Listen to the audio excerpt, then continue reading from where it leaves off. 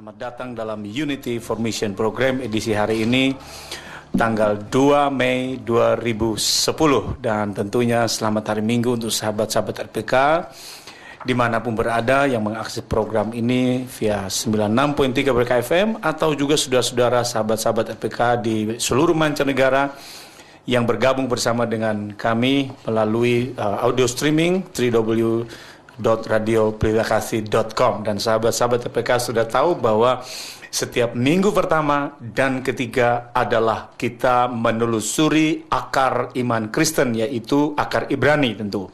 Bersama dengan narasumber tetap adalah Bapak Pendeta Insinyur Benyamin Obadiah. Dan minggu kedua dan keempat sahabat-sahabat RPK bersama saya Pendeta Jefferson untuk kita bedah misi untuk menjangkau Indonesia bagi Kristus. Dan sahabat-sahabat, malam ini kita bersama Bapak Pendeta Insinyur Benyamin Obadiah dan juga Ibu Ira Obadiah. Selamat malam Pak Ben. Selamat malam Pak Hans. Shalom sahabat RPK. Tuhan memberkati. Selamat malam Ibu Ira. Selamat malam Pak Hans. Shalom sahabat RPK dimanapun Anda berada. Ibu kedinginan kelihatannya. Iya memang, ini studio baru semuanya serba baru. Ini sahabat-sahabat, ini siaran secara langsung. Jadi ini betul-betul berkat begitu fresh dari studio untuk sahabat-sahabat dimanapun berada yang telah siap untuk diberkati dengan kebenaran akar Ibrani. Dan malam ini topik yang kita bedah adalah perjamuan kudus atau perjamuan suci. Ada yang menyebutkan perjamuan Tuhan dan seder Pesak. Sahabat-sahabat, ini penting sekali untuk kita memahaminya. Karena kalau pemahaman kita benar, kita melakukan secara benar, maka kita pasti diberkati Tuhan. Nah, sahabat-sahabat, ada informasi dari pelayanan Pak Ben dan juga ada informasi dari misi. Maka sahabat-sahabat tetap bersama kami. Tetapi saya ingin menyampaikan terima kasih untuk sahabat yang memberikan perhatian yang luar biasa untuk saudara-saudara kita, istilahnya dari Cina Benteng. Baik mereka yang sudah digusur total di Bedeng Simpang 7, saya sudah ke sana. Masih ada 11 keluarga yang bangun lagi pondoknya di tempat digusur itu. Lepak Wangi, kemudian Tangga Asam dan Sewan Kokun, ini ada 1007 jiwa. Dan Pak Nathanael luar biasa, pendengar radio, pencinta RPK, sahabat.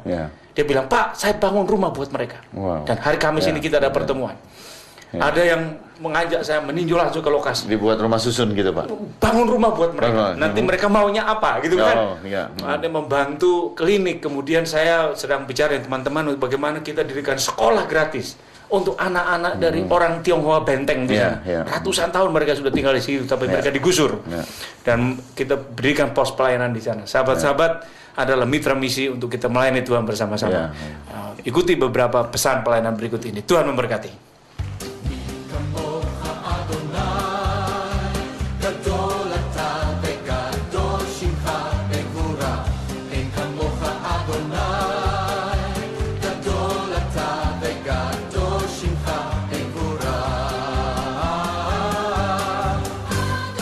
Bukan kamu yang menopang akar, tetapi akar itu yang menopang kamu.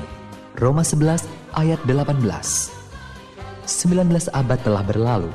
Iman Kristen bangsa-bangsa telah dicabut dari akar Ibraninya. Inilah saatnya akar Ibrani iman Kristen dipulihkan sebelum kedatangan Mesias yang kedua. Kembali seperti pada jemaat Mesianik mula-mula. Mari menelusuri akar Ibrani iman kita bersama Pendeta Insinyur Benyamin Obadiah, pendiri Sores Mesianik Fellowship Indonesia. Hadirilah ibadah Sabat Ibrani bersama Sores Mesianik Fellowship setiap Sabtu jam 10 pagi sampai 1 siang di Darmala Intiland Tower Building, Jalan Jenderal Sudirman Kavling 32, Ruang Excellencia, Basement. Nikmati suasana ibadah Ibrani bersama Gembala Insinyur Benyamin Obadiah. Untuk informasi, hubungi 021 7364 258 atau 0858 8000 9383 dan ikuti ibadah penutupan Sabat Sekinah Kavod Mispaka jam 17 waktu Indonesia bagian Barat di Jalan Lejen Suprapto nomor 100, Jakarta Pusat. Untuk informasi, hubungi 021 424 6928. Terima kasih untuk sahabat yang menjadi mitra misi, menjadi sahabat hamba Tuhan pedesaan, dan mengambil bagian dalam berbagai paket misi untuk kita melayani bersama-sama. Dan untuk informasi lebih lengkap, Anda bisa hubungi saya secara langsung di 021-7104-5859, 021-7104-5859, atau Anda bisa kirim SMS ke 0816 1993752, 0816 1993752. Pak Ben, kita bedah tema kita, perjamuan suci, perjamuan Tuhan yang diadakan secara rutin oleh gereja-gereja bangsa-bangsa, dan juga kita bedah akarnya itu katanya dari Seder Pesak. Nah, apakah gereja Tuhan masih berdiri di atas akar itu atau sudah menyimpang? Silakan Pak Ben. Iya, sahabat RPK, ini satu topik yang sangat menarik dan sangat menantang juga, perjamuan kudus dan jamuan Seder Pesak. Jadi kita selalu lama, udah berapa tahun yang lalu udah saya melayani perjamuan kudus begitu ya, sejak lama selalu kita mengutip ayat itu, 1 Korintus pasal 11, pada malam Yeshua atau Yesus diserahkan, ya, itu ya, mengambil roti, syukur atasnya, ya, mecahkannya, dan berkata, inilah tubuhku. Ya. Jadi dengan mengucapkan begitu atau menyitir ayat itu, kita sepertinya mengesankan nih, hamba-hamba Tuhan, pendeta-pendeta mengesankan kepada jemaat bahwa perjamuan kudus ini adalah perjamuan yang dilakukan oleh Yeshua HaMashiach pada malam ia diserahkan. 100%. 100%. Pengesanannya itu seakan-akan inilah dia gitu ya. Betul. Nah, tetapi sekarang benarkah demikian? Setelah kita belajar lagi, kita udah mulai membuka cara pandang kita. Kita tidak memakai kacamata kuda doktrin Kristen begitu ya. Ternyata ada sesuatu yang lain. Nah, ini yang kita mau share sekarang. Saya ingin share kepada sahabat RPK di seluruh Indonesia, di seluruh dunia, apa yang sesungguhnya terjadi. Dan kita harus membaca kitab suci itu dengan juga memahami pikiran atau keadaan pada abad pertama. Ya, jadi saya akan mulai. Biasanya perjamuan kudus itu juga dikacaukan dengan satu istilah di dalam kitab suci yang namanya memecah roti. Nah, orang Kristen memecah roti di Kisah Para Rasul, adalah tradisi jemaat mula-mula. Ya, betul. Nah, itu dipakai. Nah, sering kali waktu kita baca di sini, apalagi persekutuan-persekutuan doa tuh waktu zaman saya masih pemuda begitu ya. Langsung nih, lihat nih, mereka memecah roti dibacakan, kemudian bikin perjamuan kudus gitu.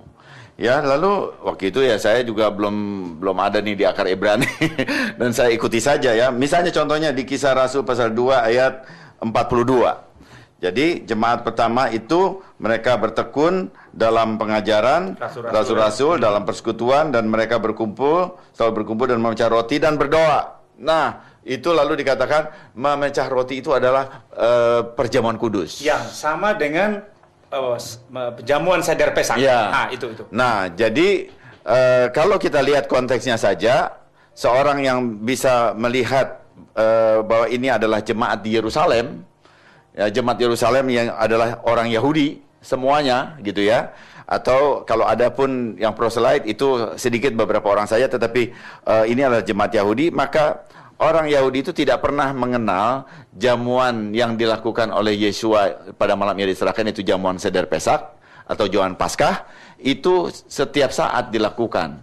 Itu harus 1 tahun 1 kali. Nah, jadi memecah roti ini. Sebentar Pak Ben, ini penting sekali. Jadi bukan dilakukan setiap saat, setiap minggu dan atau setiap bulan. Tapi jamuan Seder Pesak itu 1 tahun 1 kali. Oke, 1 tahun 1 kali. Silakan Pak Ben. Terus. Ya, jadi kita lihat jamuan Seder Pesak, jamuan pada malam Yeshua diserahkan itu adalah jamuan yang ke-34 kali yang dia lakukan di bumi ini. Dia sejak kelahirannya. Sejak kelahirannya. Umur setengah tahun dia udah lakukan itu. Ya, tentu dibawa oleh orang tuanya. Orang tuanya melakukannya di rumahnya gitu ya. Nah, itu yang dilakukan sampai yang ke-34 kalinya, itu yang terakhir, itu dia menyatakan sesuatu, inilah roti yang dipecah-pecah karena kamu ya. Kemudian cawan anggur ini cawan perjanjian baru. Nah, itu yang ke-34, baru dia buka maksudnya. Nah, kemudian karena orang Kristen juga dengan tidak memiliki latar belakang akar Ibrani, dan orang-orang itu kebanyakan bapak gereja itu Yunani yang tidak paham juga akar Ibrani begitu ya. Mereka menyangka bahwa kalau disebut memecah roti, mereka kan kenal roti itu cuma di perjamuan kudus, quote unquote perjamuan kudus atau ekaristi, Eucharis ya. Jadi langsung waktu membaca ayat ini memecah roti, langsung pikirannya ke perjamuan kudus gitu. Lalu pokoknya ada roti saja, perjamuan. Ada roti saja, perjamuan. Perjamuan kudus ya, gitu ya. Okay. Nah, jadi situ simpel sekali, tapi itu salah gitu. Itu salah. Diulangi Pak. Simpel sekali, tapi itu salah. Ya, simpel sekali, itu salah ya.